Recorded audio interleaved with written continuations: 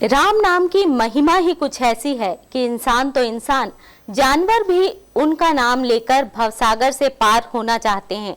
जी हाँ, सही सुना आपने। जानवर भी, आपको यकीन भले ही ना हो, लेकिन एक श्वान भी इन दिनों राम जी की भक्ति के रंग में रंगा हुआ है और राम नाम की माला जप रहा है। चलिए आप भी देखिए किस तरह से श्वान या कुत्ता राम राम करता है। जूली बोलो, राम राम। बस। जूली बोलो, राम राम। बस। जूली बोलो, राम राम। बस। जिनकी आस्था होती है वे अपने आराध्य के नाम का जाप हमेशा करते हैं और ये वो संस्कार है जो बड़ों से छोटों को या परिवार के सदस्य को दिए जाते हैं। बात समाज, परिवार या सदस्य की गई है तो आइए मिलवाते हैं एक ऐसे परिवार से जिसने अपने सदस्य के घर के ऐसे सदस्य को राम नाम का जाप सिखाया है जो कल्पना से परे है। जी हाँ, भिलाई में रहने वाले सिंह परिवार ने बीते 7 सालों से एक श्वान यानी कि डॉग को घर के किसी सदस्य की तरह ही रखा और उसे अपनी कोशिशों से सिखा डाला राम राम करना। ये तो बोलती तो पहले से ही है और 7 साल की है, बोलती पहले से है, पर हम लोग ध्यान नहीं देते थे। अब हम 3 दिन से प्रैक्टिस कर रहे थे अपनी भजन की, तो हम राम राम गा रहे थे, मंगल भवन अमंगल हारी। तो उसने भी राम सिया राम गा दिया, राम राम।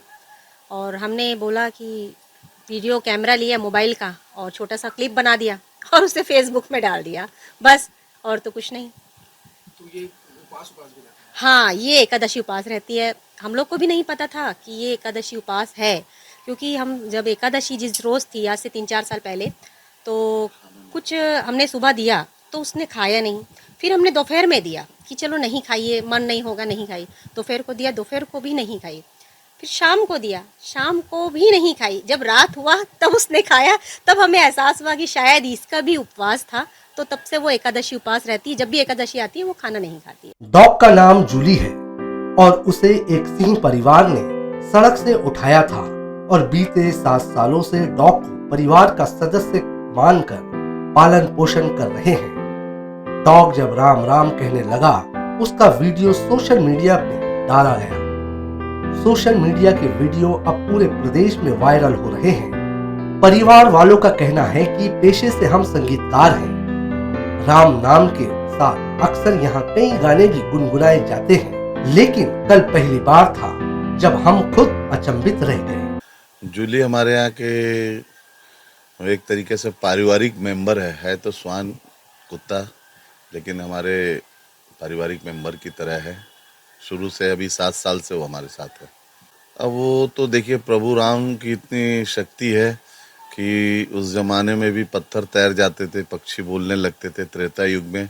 तो कहीं ना कहीं भगवान का मुझे लगता है ऐसा अंश है। वैसे हम लोग भजन और हमारा ऑर्केस्ट्रा है जुनून, तो हम लोग भजन या गीत गाते हैं तो वो हमारे साथ भी गाने की कोशिश करती है और सारे गामा पादा निशा भी गाती है। तो उस दिन जब हम राम का भजन गा रहे थे, राम राम करके ज़ोर से गा रहे थे, तो वो भी अचानक राम राम बोलने लगी। तो हम लोग बोले चलो इसको अलग से बुलवाते हैं राम राम।